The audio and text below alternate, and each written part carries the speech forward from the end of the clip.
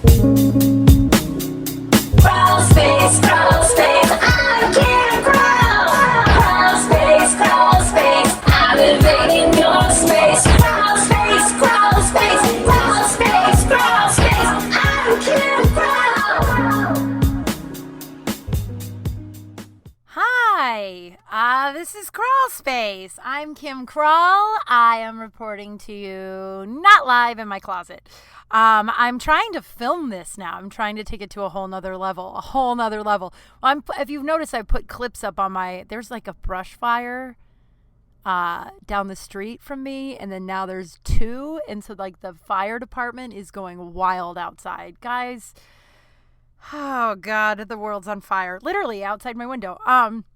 But so like if you notice, I've been posting clips on Instagram and Facebook trying to get more people to listen in, and I thought it might be fun to record myself actually saying the words instead of just a weird old modeling picture of myself. I don't know. We'll see what happens. It's weird right now. I have a light on in here. Normally it's really dark, so I feel less exposed. Now I feel uncomfortable telling you all of my secrets. Just kidding. That's a bold-faced lie. I'm never uncomfortable telling all of my secrets. I am having a day. I'm going to head to urgent care after this. I have such a hard time going to the doctor. Look, I'm going to record my podcast, then I'll go see if I have coronavirus. I've been sick for like 4 or 5 days. So here's your poop scoop. Right out of the gate, your poop scoop. I've been sick for like 4 or 5 days. Like it started around like last week sometime. I've had like horrible diarrhea, and not like the fun kind. I know people are like, what's the fun kind? Come on. Diarrhea can be, you feel empty afterwards. Not empty like in a soulless way, but like, lighter.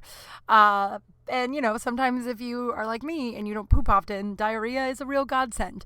But it's been about a week of almost crapping my pants every day, literally every day. My best friend Katie and Dave and their son, my best friends, are moving away in 10 days, which sucks. But really sucks. I think I'm in denial about it, honestly. Like, I intellectually know that it's sad and it sucks, but like I don't feel it. So I'm like, balls. That's gonna really, I don't know if I can do this light thing. It's really fucking bright. But and I also don't feel good. And so like I had this diarrhea, and so last week I was going over to their house to hang out with their kid while they did some packing, and they were on a walk or something. And so when I texted them, I got there, they were like, oh, just go ahead. Or Katie was like, go ahead and go inside. And I was like, okay, cool.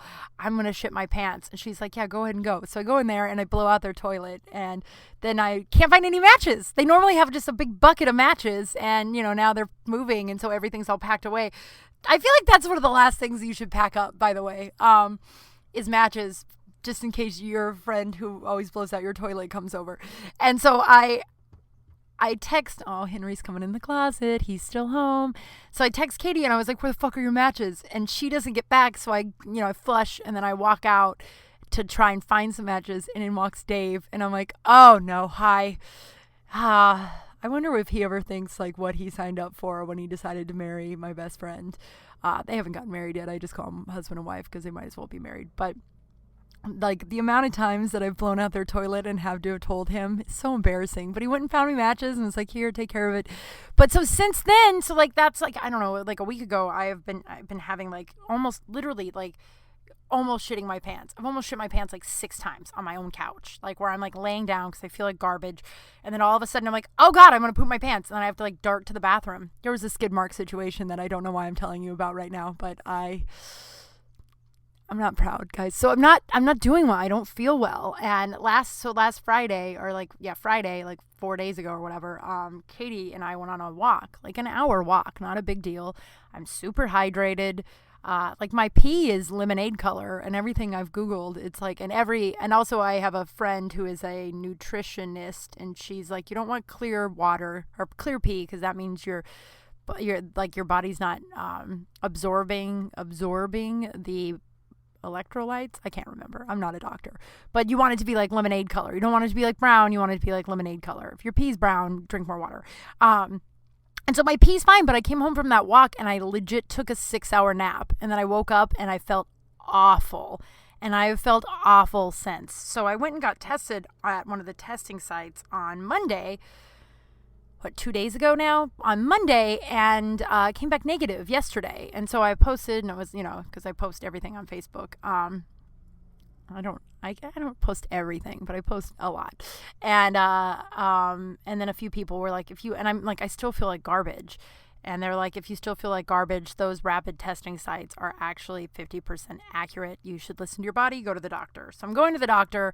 I also probably would have but last night when I was feeding my cats, I almost fainted. I've only felt that way twice in my life. Once it was at cheerleading practice and I just went into the bathroom because I was too afraid to tell anybody at cheerleading practice I was going to pass out. How fucking sad is that? I was so nervous and shy and didn't want any of my needs to be, met. I was too afraid to ask for my needs because of my sketchy ass childhood that I couldn't tell my coach I was going to pass out. So I struggled to the bathroom and then just sat on the toilet until it passed. Oh man, it's so sad. And then another time I was doing extra work. I would say 10 years ago, I was doing extra work on the set of Chuck. Do you remember that NBC TV show? The guy is smoking hot, Zachary Levi. Whew, talk about dream man. That guy's probably my dream man. Physically, and then also his personality. And then my girlfriend had dinner with him at an agent makeup meeting or something. I can't remember. She said she was in New York and she had a dinner with him with her publicist. And she was like, the two of you would make the best couple, because I guess he's super weird too. So if you know him, tell him there's a girl who records about her bowel movements in her closet weekly. Maybe that'll strike his fancy. But so I was on the set of Chuck, and it was like a big cattle call. If you don't know what that is, it's just hundreds of extras. So when you see a TV show that has a bunch of people in the background, they pay actors in Hollywood to do that pennies in order to do this job that no one respects, and no one respects you, which is bullshit, I think. I don't know. But I was in the cattle call, and there's 70 people, and we're in, I think the store on the show was called the Buy More or something like that. And we were in their faux Best Buy, and it's supposed to be wintertime. So they have me in 8 layers, and then they have these bright ass lights on all of us. And I passed out. I felt the way I felt last night, everything gets really dark and you're shaky. I can't believe I'm recording this podcast before this, how much I love this podcast, or how much I hate going to the doctor. I'm going to avoid it. And I'm actually kind of scared to go to the doctor. I just feel so fucking shaky, guys. And I have my Gatorade in here, and I'm drinking water. I passed out. I just passed out. The last thing I remember, the tunnel vision, getting really lightheaded, being like, fuck, I gotta get into the bathroom, and sit in the bathroom instead of fucking telling someone. So I'm so glad I'm working on my self-worth, that at the time I didn't think I was valued enough as a human to go tell a human in charge that this human body was shutting down and I needed help. But my body made me do it, and I passed out right there in that Buy More, and I woke up and there was 6 EMTs around me, checking my vitals and shit, and then they put me on a golf court and they halted production. Funny thing is, I lived with a PA at the time, and she was and she always was so bitchy about actors. It's just no one thinks you're worthy. And I used to internalize that. Now I realize that was her own internal bullshit. But she was everyone on the crew was more annoyed that you delayed production than they were worried about your health. Ha ha ha ha ha. Jesus, right? And I was oh my God. And at the time I was yeah, I felt so unworthy of stopping a production for my health. So funny. I don't know, I was probably 25. And so they got me on this golf cart, and then we passed Zachary Levi. He was on his phone, and we made eye contact, and I feel that was the first time me and my future husband, just kidding. But yeah, they just said I was dehydrated. And I was also really, really, really thin at the time. I'm pretty thin now for my height, but I was modelly thin. So of course everyone was asking about my eating disorder, which I did not have. I was just really thin. But they pumped me full of electrolytes, and I went home and I was fine. But last night I felt that. And so today I'm going to go to urgent care. There's so many stories I want to tell you today. Today is my dad's 5-year anniversary of his death. My dad died 5 years ago today. Isn't that wild? It's so wild, how much I've changed and how it affected me. Of course it affected me. But I mean, Oh God, it's just a weird day. So oh man, guys, I'm going to get through this episode and it's going to be funny. I promise. I feel so sick. This is crazy. I should not do this episode. I just feel really like lightheaded and I'm going to have some electrolytes. Yeah, I have a history and I'm trying, like, this is actually huge growth that I'm going to go to the doctor today because I have a history. I don't go to the doctor. I was raised in a household that like I was told to walk it off all of the time.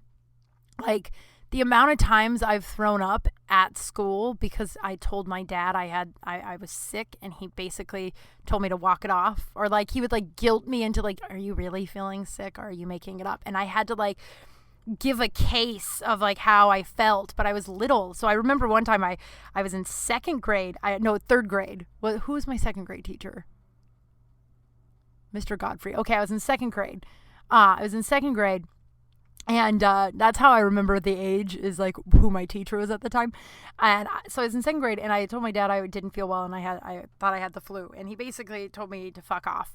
Not told me to fuck off, but before you're like, well, he was a single dad. Maybe he didn't know who to like take care of you. Like, first of all, I had 1,000 aunts and uncles. And second of all, that guy left me alone all the time. There was a time where I had 103-degree temperature and I just stayed home and gave me chicken noodle soup and some, Canada Dry, ginger ale, and went to work. And I pooped my pants that day too. I remember that. I had diarrhea. I went through like so many pairs of pants. I was young. I was like in fourth grade, maybe. I don't know. I was in elementary school. So it wasn't like my dad didn't want me to, like, he didn't have anybody to watch me. He didn't, like, but I also say that's pretty common for 90s parents, just to leave your kids home alone. And so, it was just always like, you have to make a case for feeling sick. And I think that's why I'm struggling going to the doctor now. And I feel like I'm being dramatic I'm like, go to the fucking doctor. The worst they're going to do is be like, you're fine, drink more water, go home. Right. Like, so I remember in second grade, he sent me to school after I was like, I think I have the flu, and sent me to school, or whatever a second grader says. I'm sure it wasn't like, I think I have the flu, but, I went to school and I was sitting in the class, like we're all sitting on the ground, I don't know, story time or something, I don't know, but for some reason I had my teacher's big red dictionary. Now I remember this vividly because I was like, I'm gonna throw up. So I had the dictionary in my hands and I started walking towards the door just to go to the bathroom, and I made it straight to the trash but puked all over the dictionary. Now that dictionary was Miss Glapion's college dictionary, and that woman would not let that go. I left Pfeiffer Elementary School in 6th grade, like when everyone, you graduate to 7th grade. And that woman for 4 years brought up that fucking dictionary. I think I have the dictionary because I have a red dictionary that looks like that, and I don't think it's a very common one, so I think they just let us keep it, and my dad just cleaned it and I just saved it. I know that's so weird, but I'm positive that's the dictionary, and I can't throw it away because I think it's the one I puked all over, and Miss Glapion, and it doesn't smell like puke. I'm sure it would have been fine if she would have just kept it. Who knows? But like, oh God, you guys are going to see the sweat stash extraordinaire. But it was because, like, if he would have just let me stay home, I was sick, so I puked. And I did it again in my junior year of high school. I puked in the parking lot. Like, I was always like, it was like, unless you're throwing up blood unless you're like gonna die, you go to school. And so now as an adult, I feel weird taking care of myself. That's so weird. Like, I just feel like I should walk it off. Like, to give you an example of, oh my God. So that's why I'm like, you got to go to the doctor right now because, well, I made a promise to myself and a few friends of mine that I would never do this again when I felt shitty, because a few times, so a couple of years ago, I broke my arm, right? I broke my wrist. I had a particularly bad day. I uncovered a memory of, I don't even want to talk about this, but I uncovered a memory of my childhood, a really bad one that I had suspected had happened for a long time. And I uncovered it. So at the time, I didn't have therapy or a 12-step program or much support. So I just went out and got very, very, very drunk. And I met this kid named Ed. I say kid because I think he was 25. I don't know. He still follows me on Instagram and sometimes DMs me and asks me if I want to get a drink. I think he got a girlfriend, though, because he's kind of let up. But I met this kid, Ed. And we went out all night, and we Ubered to Koreatown. I believe it was Koreatown. We went to B-Dubs in Koreatown, but I don't know where the B-Dubs in Koreatown is. I don't know. I was pretty drunk, and it was a couple of years ago. And I got out of the Uber, and I started skipping because I was trying to be cute. And I fell, and I broke my wrist. Now, you would think that would be the time for us to go to the ER. Nope, I walked it off. I fucking walked it off. He and I went to several other bars. I went back to his place. And then I tried to blow him, too. But, like, if you're given a blowjob, you kind of hoist yourself up, right? Like, if you're doing it right, you need to be pretty mobile on both arms. So I was trying to hoist myself up, blowing this kid. Not actually a kid. I shouldn't say that sentence. Blowing this 25-year-old. I don't know how old Ed was. Poor Ed. I was not kind to Ed. So if you're listening, Ed, know that I feel bad and I'm making a living amends by not treating nice guys the way I treated you. But I was trying to blow you, so you're welcome. So I was trying to hoist myself up, but I had a broken wrist, and so I couldn't do it. So we passed out, woke up, I Ubered home. Obviously, my wrist is like the size of a fucking bowling ball. I don't know. It's pretty fucking big, right? And so, but I Uber home, and then I just lay down, take some Benadryl to sleep. I wake up and I don't go to the hospital for like 3 days. I fucking don't go to the hospital for 3 fucking days with a broken wrist. So I call my buddy Alex and I ask him if he'll take me to the ER. And I'm so scared to ask him to take me because I'm afraid to ask for help. Like today, I'm like, should I ask somebody to drive me to urgent care? Because I feel really unsteady on my feet. I promise I will if I don't feel okay when I get out of this closet.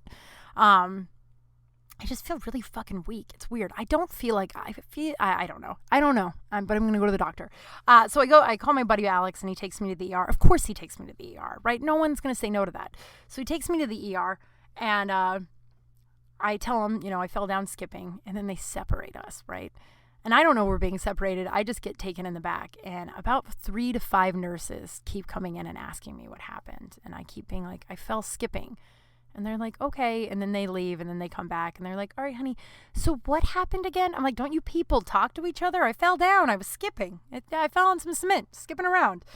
And then I'm like, can my friend come back here? And I text Alex, and I was like, why won't they let you come back here? And he's like, because they think I did this to you. They think we're married and I did this to you. And I was like, what? And he goes, yeah, because the likelihood of me beating you up is higher than a 5-year-old woman falling down skipping. And I was like, I feel like that has more to do with your gender than with me skipping, right? Like I feel like that says more about the aggression of your gender than it does me skipping, but all right. So we finally tell him, no, he's not my boyfriend. No, I really did fell skipping. So they come out and they do the x-rays and it's broken. So we're going up, signing out and telling me all the stuff I got to do with my regular doctor, giving like referrals, blah, blah, blah. And the guy was like, wow, man, you must have a really, and by the way, at the time, like, oh God, an ER is a great open mic. If you want to really work out as a comedian, you want to go work out some jokes, just go to an ER because like everyone sighs on you, and it filled that hole inside as a comedian I have because I was making everyone laugh. It was awesome. So sad, I know. But so we're all laughing, having a good time. And the doctor was like, wow, you have a really high pain tolerance, like at 3 days with a broken wrist. And I was like, no, I had a really mean dad. And everyone's like, oh. And then they stop and they look at me and I was like, just kidding. No, I was like, he died though, so it's fine. And then everyone got uncomfortable again, and then we laughed some more. It was fun. I blew that punchline. I'm trying not to tell you jokes in here. But yeah, I was like, he died, so it's fine. Who really won that battle? But so, like, because of that, like, I remember I broke my thumb when I was in, never confirmed, but it pops out of its socket now, and it's never been the same. So I don't think it healed. I broke my thumb in 7th grade. It was the 3rd day of 7th grade. And I was hanging out with these kids that were way cooler than me. Remember that girl like 6 episodes ago that I said has "do not resuscitate" tattooed on her chest? Yeah, she was really, really popular in high school and junior high. And she was like my best friend in elementary school. And so we were hanging out with all the cool 8th graders and her, and we hopped a fence. And I didn't want to not look cool, so I hopped the fence, and then I broke my thumb. And I didn't want them to think I was not cool by, again, asking for my needs. I broke my thumb, and instead I just like held it all day so scared to tell anybody. And then I got home and I told my dad, and he basically told me to go fuck myself. He was like, he looked up from his scotch at his TV. This is a terrible ode to my dead father, but it is what it is, man. Looked up from his scotch at his TV and told me I did not break my thumb to go do my homework, and it never healed the same. So that is why it took 3 days. And then about 3 months later, I got my eye started hurting really, really bad. Like really bad. Like some of the worst pain I've ever felt in my life. And I Googled it, and it was like, oh, you probably got something stuck in it, or you cut it, just put an eye patch on. So I put an eye patch on for a while. That was a fun week or two. It was a really fun week or two. And then it went away. So I just assumed it was like, okay, it must have been that. Went away. Cool. So I go home for Christmas that year, and I'm at my aunt and uncle's house, and I wake up one morning, and the pain in my eye, I can't describe to you. Like, I had like 6 blankets over my eye trying to not let any light in, and it was excruciating. So we find a doctor in Denver, and we go, and the guy literally was like, doctors are supposed to have like a poker face when they look at shit without being like, oh my God, you're going to die. He looked at my eye. It was like, oh shit. And I was like, what? And he goes, you have an ulcer on your cornea. Don't know what caused it, guys. They don't know what causes it. That was what was scary. Just don't know what caused it. But he was like, if you would have waited one more day, or if it was a shade north, you would have gone blind in your left eye.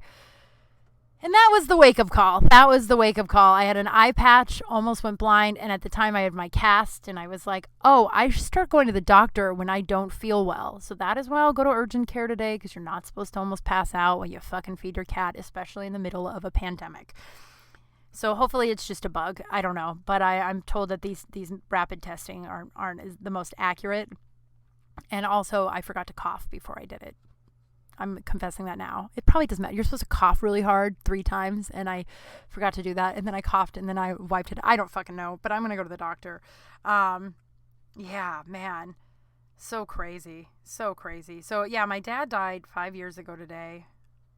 Such a weird subject, I think I've talked a little bit about his death, so if I repeat myself, I apologize. I do know I talked a little bit about his death, but I will, in the episode I told you where I saved a piece of skin from my mouth for better part of 15 years. Listen to that episode. I stand by that. I actually wish I would have kept that piece of skin. That's hilarious. That's fucking hilarious, dude. But yeah, it's a weird day, because I struggle with, am I supposed to like post something dramatic or, poetic or some whatever about his death. My dad and I had a complicated relationship, a really, really complicated one. He wasn't very good to me. I've talked about it a little bit on this, and I don't know how much I'm ready to say, but and I guess maybe I'm just still trying to protect him, but he abused me quite a bit, pretty bad, on all sorts of levels. And I'm just now in therapy, working through all of the stuff he did and how truly, damaging it was. And even stuff that I just didn't even think was really that big of a deal, like my dad and the balloons. Jesus, that's terrible. Half the shit that I think about now that I just was told that was just like a normal wrestle, normal dad just being funny. I'm like, I would never do that to a little kid. And it damaged me, along with the other severe abuse. And so I cut my dad out of my life 4 years before he died. So that would have been 9 years ago. 9 years ago, I wrote him a letter. And I wish, now I wish I had the recovery and the therapy I have now, because I would have done it differently. But I've forgiven that girl. That girl was just trying to get out of a situation and had no idea how. Did the best she could with what she had, right? So that's that. I look at that this is a really solace, quiet episode. Hopefully you're having fun or interested. I don't know. Sitting in a closet just rambling about your life. Sometimes you wonder if you're interesting enough. Oof. But I think I am. I've been doing this for 19 episodes, maybe 20. Today might be 20. Woohoo. But yeah, so I wrote him a letter, and I was just like, yeah, man, it has, he used to, when I would go to therapy and when I entered Al-Anon, he was always scared that it had to do with him. It was like, did I do something wrong? And he would interrogate me. And I think now I know that he knew. Of course it had something to do with him. Of course it did. He was a horrible father. People loved him. He was a good guy. If you're listening to this and you're like, Tom was awesome, you didn't live in the house I lived in. So fuck off, I guess. But yeah, he was a horrible father. A lot of really, monster. God, it's really hard to talk about. And so yeah, I wrote him a letter, and then 4 years later, my family told me that he had, days left to live. And it's so funny. I wanted to tell this story because I'm back on Hinge, Tinder, and Bumble. I'm going to quickly exit. Not ready to date. Thought I was ready to date. Not ready to date. But I'm back on, and it reminded me. And then also, okay, so here's the story I wanted to tell about the dead dad. My dead dad. Not the, I don't know. Well, maybe we'll get into the more serious stuff later in the episode. But, or maybe we won't. Maybe we'll just let it be where it was. Who knows? I'm working through it privately, and I've had a bunch of people reach out about the abuse that have, they've experienced their own, and my openness about it has helped. So I that's kind of why I talk about this stuff, because I have people being like, "Why are you so open?" Because you never know who you might help, And also, it's therapeutic to me. Also, fuck off. I don't care. Like, don't listen if you don't like the openness of this podcast. I guess maybe that's what the 6 1 stars were about. Give me a rating. It's starting to drop, and it's really making me upset. Not really, but it is making me feel like a real podcaster now, because there's enough people listening that are like, fuck this broad, But so I had met this guy on Tinder, and I thought about this. Okay, I'm going to try and figure out how to tell this story linear with it, that makes sense. So I met this guy on Tinder right before I got the news that my dad was going to die, right? And so we had done the back and forth, whatever. Then I get the news my dad's going to die, and then I hop on a plane, go to Nebraska. And this guy's texting me and asking me if I want to meet, right? Like you do. And I was like, hey man, I feel like I need to be candid. My dad's dying of cancer, so I'm going to kind of be MIA. I know that's a little grim, but I don't know, I'd rather just be honest with you, and that's why I'm going to be out of the picture for a little bit. And he was like, oh God, I'm sorry, blah, blah, blah, whatever you say to a stranger. But he did check in, you know what I mean? Like a week later when I was in Nebraska, he checked in and texted me and was like, just checking in on how you're doing with your dad or whatever. And right before I had went, this gets a little grim. And this is also why this is the first, why transphobia is one of the, well, this took a turn, I know. Stay with me. Transphobia is one of the issues that really fucking gets me. So at the time I had a friend, her name was Brandon when I knew her, and I never met Lorelai, but Brandon was, this is kind of grim, guys. The episode's about my dead father and how I might have COVID, so probably not going to be it. We're going to make it funny though. I had heard that my friend Brandon was transitioning into a woman, right? Was a trans woman. And the last time I saw her, I used to run this open mic in North Hollywood with my buddy Whitney called Mouthy Pants, and it was in Brandon Lorelai. I call her Lorelai now, but it was Brandon. I just want to respect her, So, but she was Brandon when she came up to me the last time I saw her. And we hugged, and I hugged her like a shade too long. And she pulls away and she goes, who told you? Because obviously someone had told me because of the way I hugged her. And I was like, oh, Scott told me. And she looked at me with the most fear in her eyes. Like I've never seen a human so freaked out about what I would think. And she was like, are you okay with that? And it's like, fuck, man. Yeah, of course I'm okay with that. Like, whoever you are, I love you. And she hugged me, and then we touched her new boobs because she was on hormones and she was growing the new boobs, right? And if you're a girl or you're on hormones, you know that you get that. Oh, Henry's trying to do something. You get those little balls in your boobs when you're growing them. I hope this episode is loud enough because, it doesn't look loud. Whatever, it'll be fine.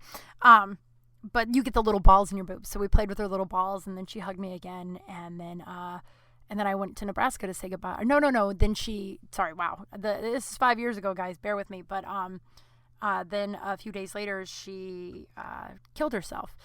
And she wasn't getting hormones from a doctor. 5 years ago is a very long time.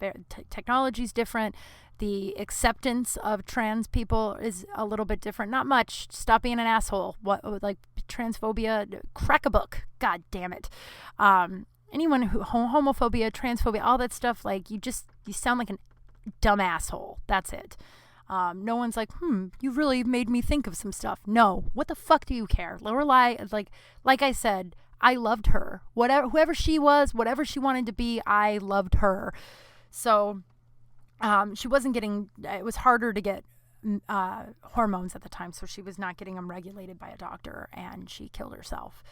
So I got that news and then hopped on a plane to Nebraska to say goodbye to my dad. And then so this guy from Tinder is still checking in, and I don't know why I said yes to this, but I was coming back on a Sunday, and he was like, would you like to get a drink Sunday night when you come home? And we had texted a little bit, and he was really nice, and like, yeah, he was really, and it was just like, yeah, I could use like some smiles or whatever, right? Oh man, and Lucy's now meowing. Don't get me wrong, I'm really grateful they're both home. You could probably hear her. So she, Lucy, Booty. So I hop off the plane from Nebraska, go straight to Lorelei's funeral, come home, throw up a bunch, because when I'm sad, I puke. I hear that's a PTSD thing. The more I'm like in therapy, the more I find out about my PTSD. Apparently when I'm fucked up, I puke. Not drunk fucked up, but I mean like fucked up in the brain, you know? So I puke some, and then I go meet this Gabe from fucking Tinder. And so I meet him. He's very nice. I tell him about my dad. Then I tell him about Lorelei. We go back to my house. We're sitting and we're talking. We're enjoying each other's company. And he's listening about my father. Because, of course, he's going to have questions now. Because it's like, oh, you haven't talked to your dad in 4 years. And so I try to, like, you know, as pretty up that story as much as I can. Because it is a first date. Then he goes, wow, that's, you know, you had a tough whatever. Where's your mom? And I was like, oh, man. It's like, my mom's off the grid. I don't know where she's at. Last I heard, she's in rehab, jail, or doing drugs. Those are pretty much the cycle of my mother. And this guy looks at me and I was like, I swear to God, I'm not the saddest girl in the world. I swear to God. But so Gabe and I start to date, right? And then my dad dies. And it's like, and it's so funny because it's like, not the dad dying part, but like, I didn't really like this guy. And I don't think he really liked me, but it's like, you can't dump the guy who's been so nice to you while your dad's dying. And he's probably like, you can't dump the girl whose dad just died. So we just sort of like kind of date. Like he comes over. It was so funny. This guy was kind of scrawny and a little nerdy. Oh my God. Go in the other room and meow. She's driving me crazy. But he's kind of scrawny, and I couldn't figure out where the confidence came from. This is why I can tell how big a guy's dick is just by talking to him.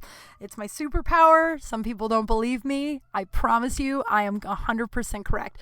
But I missed it on this one. So he was kind of nerdy, but he had this confidence. Lucy.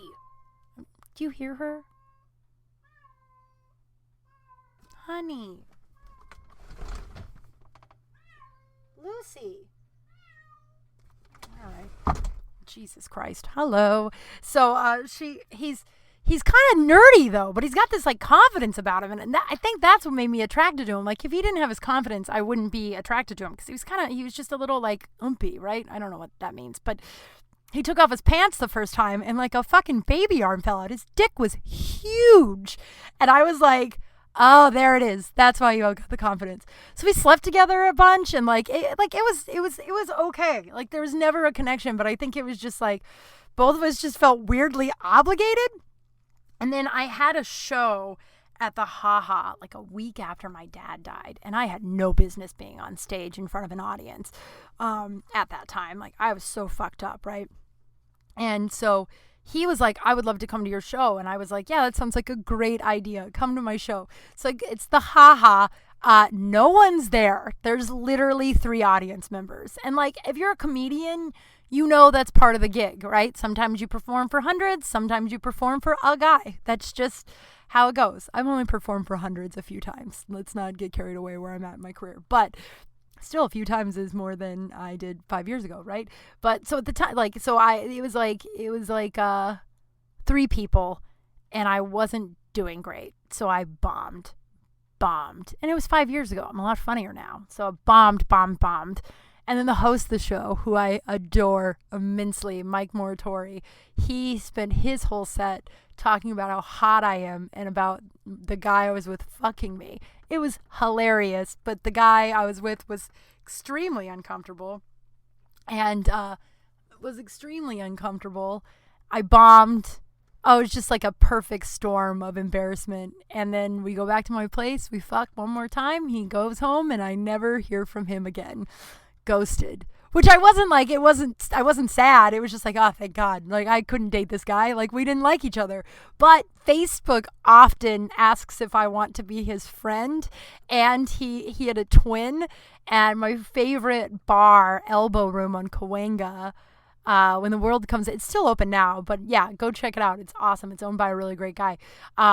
He's not paying me to say this. He should, because I would promote the shit out of that bar. It's amazing. But one of his advertisements is Gabe and his twin brother eating pizza. So fucking Facebook is always asking me if I want to be friends with Gabe Dill. I won't say his last name, but be friends with this Gabe. And I don't know, like 8 months after he ghosted me, which I don't know if that's ghosting because I didn't care. It wasn't like I was really bummed out. It was more of a relief, and I was dealing with way more on my plate than like some dude that I wasn't interested in. But sort of said he like 8 months later, he was married on Facebook. Like on Facebook, it showed a wedding, and I was like, oh man, maybe he ghosted me because he was seeing his wife now. And now, like literally every couple of months, it like says that I should be his friend, and he has like a daughter. It's so weird. I know all this shit now because I'm like, oh, that guy. And I thought about adding him just to see, but I have to stop doing things because I think it might be funny. Because it doesn't come off as funny. It comes off as like sad and creepy, right? He's not going to be like, oh man, she was trying to be funny by adding me on Facebook and knowing all this stuff about my life. She's creepy. Yeah. So, yeah. Tinder. Back on Tinder, man.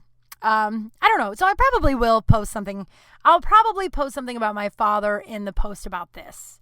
It's such a complicated thing, and I have a lot of people in my life, or that are no longer really in my life, that I grew up with that don't know exactly what happened to me as a child in terms of my dad. And not that they ever asked. They just sort of ghosted my life. And I've talked about it before. I think they think, because when I went back, this is what I want to say about that, though. All the stuff that happened with my father, I sent him an email when I found out he was dying.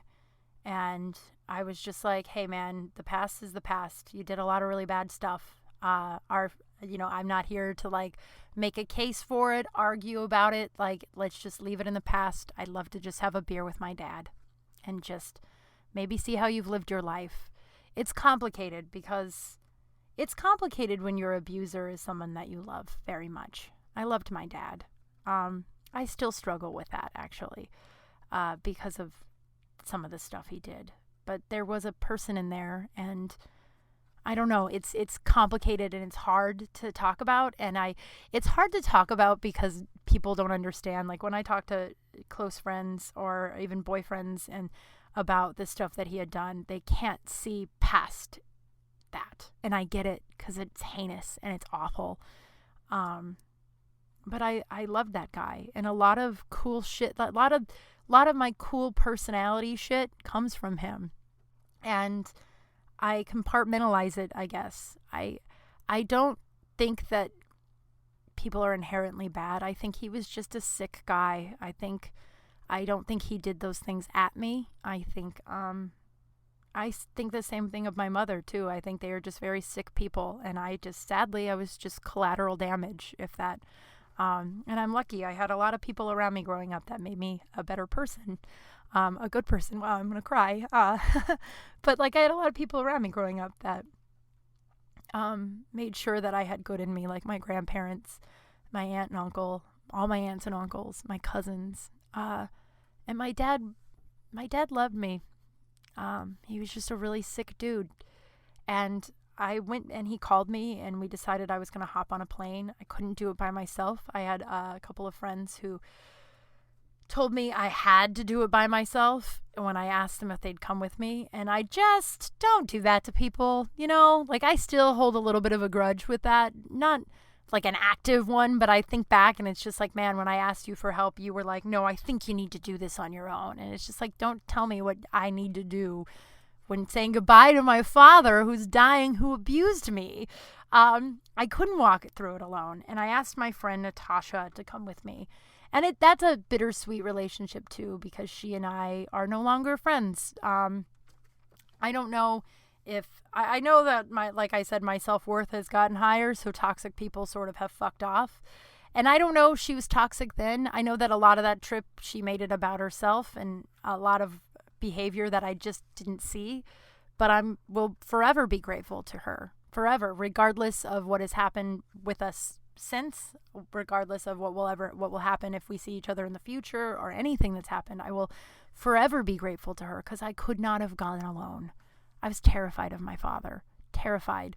And the thought of flying to Nebraska, seeing a family that deemed me an enemy of sorts. Like no one ever asked my side. And then the ones that did ask my side either said they didn't believe me or that they decided to forgive my father. So it was like flying into a place where I didn't know how I was going to be received. And I was received with open arms. My cousins that lived there were so happy I came home. Not home, but Nebraska is a second home to me. And Tasha came with me, and Tasha walked me through that, and Tasha got me through it. So, and my dad liked Tasha. I don't know, she's a pretty hot chick. My dad's a pervy man, so who knows? But she also she was there for me, and I will always be grateful. And I knew that I had to go, not for him, but forgiveness, they say, and it's true. Forgiveness isn't about the other person. It's about, I didn't want to hold that anger any longer. And I knew that if I let him die without seeing him, I would be having an argument with a gravestone, even though he doesn't have one. Listen to one of the episodes. That's a fun story. I won't repeat it. I thought about repeating it today, but it's in one of the episodes. I don't know. But he doesn't have a gravestone. But I was like, I don't want to argue with a dead person 10 years from now because I wasn't able to say goodbye. And, the 4 days were beautiful. I think it was 4 days, 3 days. They really were. It was weird to see my dad that I was so afraid of, so frail and weak. I still had a lot of stuff that I wasn't able to, I found it interesting. I couldn't shower there. Yes, I did not shower for the 3 days. No, I think I showered once, but it was terrifying. And, read into that all you want. But whatever you're thinking, yes. I found there was still a lot of anxiety, a lot of hypervigilance. And he tried to talk to me about what had happened. And he backed off, and I didn't press. And 5 years later, I wish I had. But again, you got to forgive yourself, your younger self, for shit that you wish you had done. Regrets. I never believe in regrets or bad luck. Like, one would say that I have bad luck sometimes because of how I was raised or shit that happens, or 2018 I had 6 people die. I found out my mom was doing meth. One may call that bad luck. I've just never believed in bad luck. Stuff happens to you, shit happens. That's a Forrest Gump bumper sticker. But but I just never believe, but I also don't believe in regrets. I look back, and if I was who I am now, I would have done it differently when I was in Nebraska. But I had to do it the way I did it then in order to become who I am now, if that makes sense. And those days I remember one day we were sitting in the back porch and looking out. He had this big lot in Nebraska, this tiny town called Bladen. We're sitting on the back porch looking out, smoking a cigarette. And I'm almost 4 years smoke-free, by the way. I promised him on that trip that once everything was all said and done, his house was cleaned out, I was settled back, and the grieving process had, done as much as I could, I would quit smoking. And I said, I promise. And he said, I hope so. And I said, well, I promise, Dad. And you can't break a promise to a dead guy. So we are 4 years in December. Woo! But we were sitting on the back porch and we're smoking and we're quiet. And one thing I always appreciated about my dad is there was never forced small talk. Like I say, I hate forced small talk. And it was never uncomfortable sitting quietly. We could just listen to music or, man. Yeah, today, I want to flip the script, though. Today can be, I get to live my life, in remembrance of some of the good stuff that he was and did, and not all the bad stuff, not live in the muddy water anymore, work through it, forgive. And we're sitting there, and he told me what Hey Jude, the song that Paul wrote for John's kid. And I was like, we're kind of like Hey Jude, and to listen to that song, every time I hear that song, I think of my dad, because it is just like take a sad song and make it better.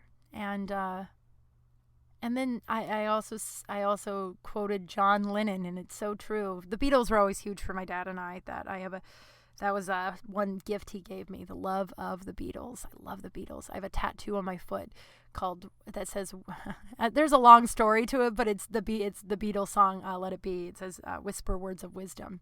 It's actually a butterfly. I don't know. It's a whole long story. I think I told you about Sniper Paul. If I didn't, I'll tell you about Sniper Paul another time. But I quoted John Lennon, and I was just like, it'll always be okay in the end. And if it's not okay, it's not the end. And, it was a complicated, abusive, horrible, sometimes beautiful father-daughter relationship. One that I will dissect and probably be confused about for the rest of my life. And I think that that's okay. It doesn't haunt me, or like I don't think about it daily, or like it's not a burden, but it is a complicated, but it was okay in the end. And he had a graceful death.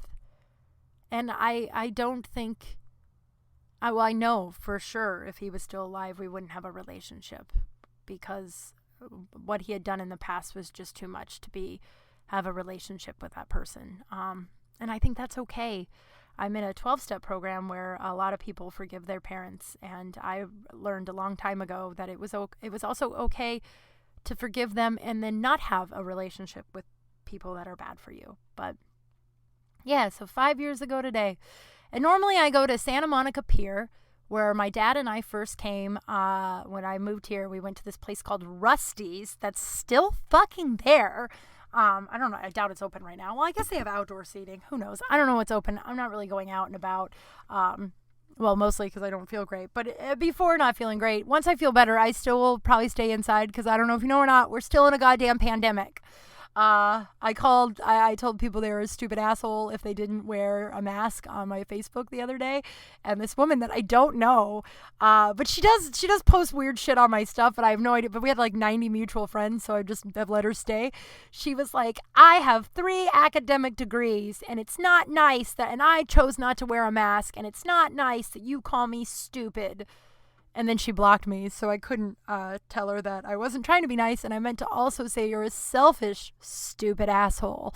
But so I don't know if it's open. But so we went to this place, Rusty's, and It's on Santa Monica Pier, and we had I almost called him a waitress. Our server's name was Biff, and my dad and Biff got along so great, right? I don't know if I've ever told this story. Who cares?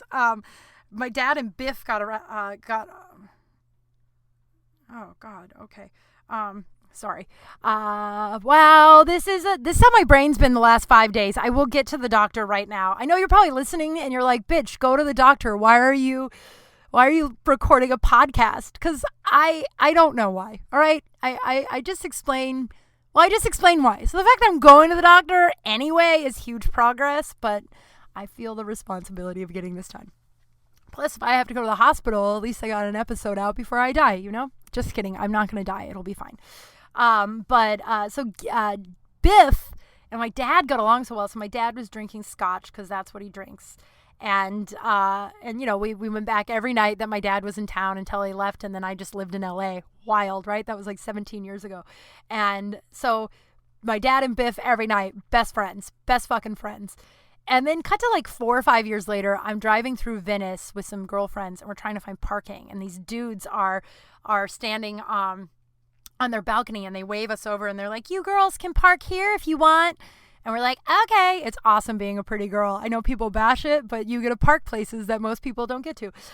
So we park up there, and they invite us up to have a beer. So we go up, we have a beer, and I'm talking to this guy, and he goes, wait a minute, is your dad's name Tom? And I was like, yeah. Whoa, are you Biff? And he goes, yeah. And he didn't remember my name, but he remembered my fucking dad's name. And I was like, yeah. He goes, oh my God, I think about your dad all the time. How is he? I'm like, oh, he's great. And this is before I cut him out. We still had a relationship, blah, blah, blah. I'm like, oh, he's great. And then I ran into Biff another couple years later. Didn't remember me. Remembered my dad. Knew I was Tom's daughter. And then 2 years ago, I was at Big Dean's in Santa Monica saying goodbye to my buddy Roger. Hi, Roger. And my buddy, and this guy was like kind of staring at me, looked really familiar, and he came over and he goes, I'm sorry, is your dad's name Tom? And I was like, you're Biff. And he goes, yeah. He goes, man, I think about your dad all the time. He's such a good guy. Just such a, it's difficult when like I said, when your abuser is such a charismatic man. Everybody loved that guy. Everybody fucking loved that guy. He abused me and I loved that guy. I don't know if anyone's going to find that funny, but he was like, oh man, I think about your dad all the time. And I was like, and he goes, how is he? And I was just like, oh, he passed of cancer a couple years ago. And the guy like bought me a shot, and we did a shot for my dad. And he's like, oh, it really makes me sad. I'm going to be really sad about that. I think about that guy all the time. And so usually on the 1-year anniversary, I go to Santa Monica and I sit at Rusty's and I have a scotch, and I have a scotch with my dad. And this year, I mean, I feel like garbage, but prior to feeling like garbage, I decided I'm not going to do that anymore. I don't think it's bad to have little rituals, but I do think going to Santa Monica for a whole day and just like being sad is living in the murky water still. And I just don't live my life that way anymore. I can honor and remember my dad and all the good stuff about him all the time. Like right now, the record player he left me is at a random dude's house in Reseda getting fixed. I'm going to play records. Thank you, Whitney. My buddy Whitney is getting it fixed for my birthday. It all worked until he got it in like 1965. That fucking amp and the amp worked. He just, whatever, long story. But the record player worked 1965 until like 2 weeks before he died. And then he was like, just throw it away. And I was like, no, I think I'm going to take it. I'm just going to take it. And now apparently it's a collector's item and it's going to be fixed. So I can't wait to honor my dad by playing a record and when it's ready. You know what I mean? Like there's just so many different ways I can honor my father than sitting on the pier in Santa Monica having a scotch and forcing myself to be sad because he died 5 years ago on this day. Yeah, it is a little melancholy and yeah, it's melancholy, but I think doing that is living in the murky water. So today I'm going to try and do something different. Well, go to the doctor and then come home and lay down and hopefully not blow out my pants some more. I have not pooped my pants yet, to be clear. I have just had a little bit of a skid mark. I listened to a clip of this episode from a comedian that he's funny. He's been around a long time, Jeff Dye, and he was talking about skid marks when he was a kid, and he said reckless wiping. And I've never been madder that I didn't come up with something in my life because it's so fucking funny. It's like just a little bit of reckless wiping, you know? Hopefully, even if I was still wanting to go to the pier, I wouldn't be able to do it today because I feel like garbage. But we did it. We got through this episode, and it was a good episode, I hope. And it was a good episode, damn it. Yeah. So, happy dead anniversary to me and my dad, I guess. I don't know, what a weird way to end it. And, congratulations to Gabe. Should I request him on Facebook? Nope, that's creepy. It's creepy. I'm always creepy without knowing it, man. I'm sweaty. I took a video of this, and I don't believe we're going to show it because, oh, man, you'll see all the sweat. So I'll end with I'm one lucky broad. I'm one lucky broad that I was able to go back 5 years ago and say goodbye to my father.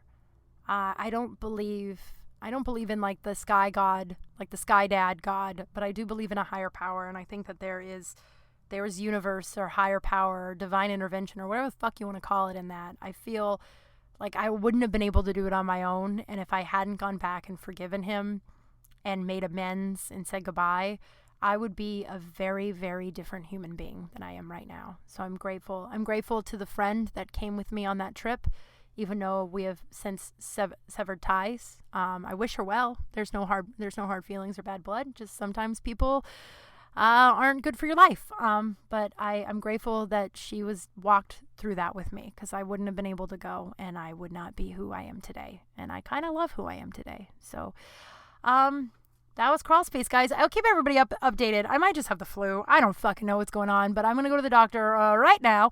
Go to the doctor right now And if you want to, oh my God, I'm Kim Kral. You can follow me on all the socials at KYMKRAL. If you get a second, please leave me a review. It helps so much, and it takes just a second, and it would just mean the world. When I read those, it just means the fucking world to me. So if you just take a minute, give me a rating, a review, a positive one, I hope. If you've gotten this far, I hope it's positive. And still no news on Dash, but I promise you, I'm keeping it up to date, and I cannot wait to share all that I've been working on because it's pretty awesome. Cool. I will see you guys next week. Have a good week. Stay safe. Wear a mask, and I love you. Bye. Kral Space, Kral Space, I'm Kim Kral.